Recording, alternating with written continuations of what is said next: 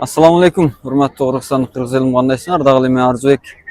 Бүгүнкү силерге чыккан тема болсо, ушул Нурлан досумдун ушул мага келгенден бери Кытайда айлангалы бүгүн буюрса 11-күнү болду. 11 күндөн берки болгон. Таасиратын уккач кетели туугандар. Ассаламу алейкум кыргызстандыктар. Ошо Кытайга Арзыбек досум сунушу менен келип, өзүбүздөн кызыгуу болчу. Өзүбүздөн негизи бизнес тармактабыз. Анан бул жакка келгенден кийин дагы ойлорубуз өзгөрүп, жакшы буюрса Арзыбек досум кызматта. Базар баасы YouTube каналына катталыңыздар. Анан бул жакка келгенде идеяларыңыздар ачылат.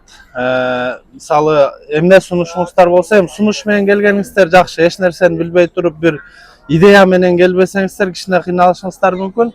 Бирок өзүңүздөрдүн бир идеяңыздар менен келсеңиздер, Арзыбекке сунуштасаңыздар, ушул бизнести кылайын десе, досум, ошондой болсо бул силерге оңой, анан бат бүтөт да күнүңүздөр бул жактачы. Негизи өзүң эле билесиң да, көптөр мага ошол эмне бизнес кылсам болот деген суроону көп коет. Мен башка блогерлерге окшош кээ бир товарларды сунуштап сатсам эле болот. Негизи бирок аны кылгым жок.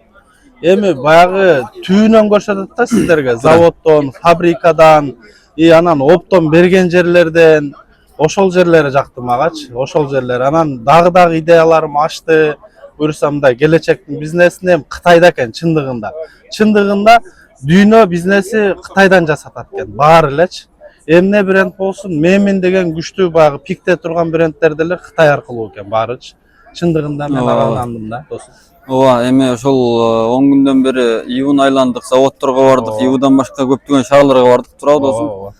Анан бүгүн Гуанчжоуга келгеле дагы бир 2-3 күн болуп калды. Эми эртең буюрса жолго чыгат досум. Жолго чыгабыз. Анан ушул азыр турган жерибиз болсо, мына көрсөңүздөр болот. Гуанчжоунун тараккыятын эле көрсөңүздөр болот туугандар. Аябай сонун.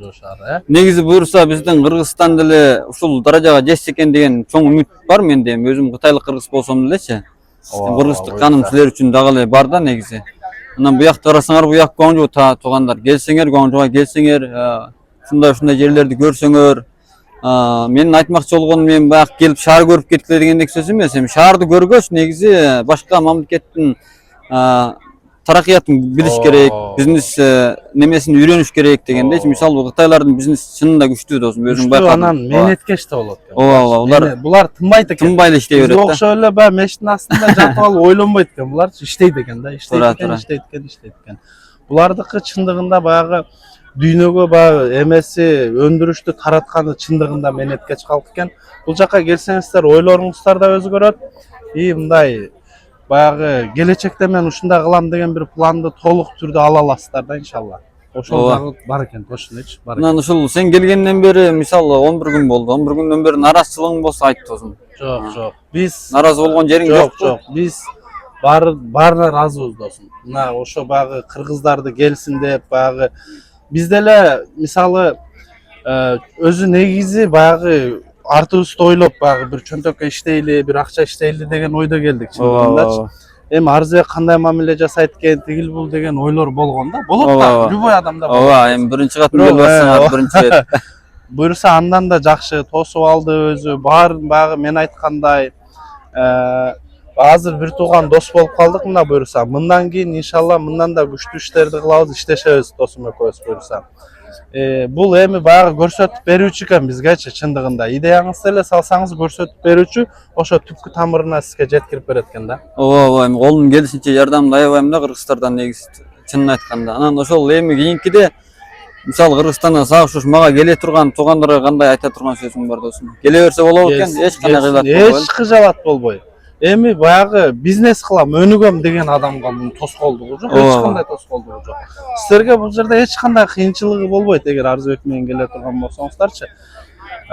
Келип баягы өз эмелериңиздер менен, сунуштарыңыздар менен келип, кеңешип, алдын ала сүйлөшүп алып, мисалы, мен мындай бизнес кылат элем деген бир сунушту мисалы Арзыбекке берип, алдын ала пландап, анан ошол жерлердин түпкүрүнө баягы заводдоруна, фабрикаларына эмне жасаса мисалы, ошол жерлерге барып көрсөтүп, ошол жерден бааларын билгенден кийин ынанасыздар да. Көрсө ушул жакта турбайт. Дүйнөлүк брендтер жасалып. Дүйнөнүн баягы менмин деген брендтери, дүйнөнүн эң кыйын техникалары, дүйнөнүн баягы урүүндө турган техникаларды эле Кытайдан жасалат.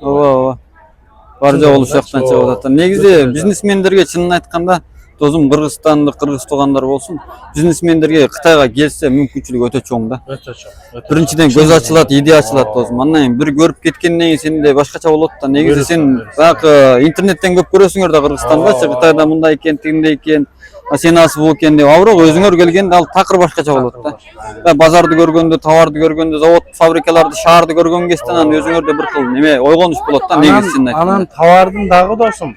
Ооба. Ар бир товардын 3 сапаты болот. Ооба.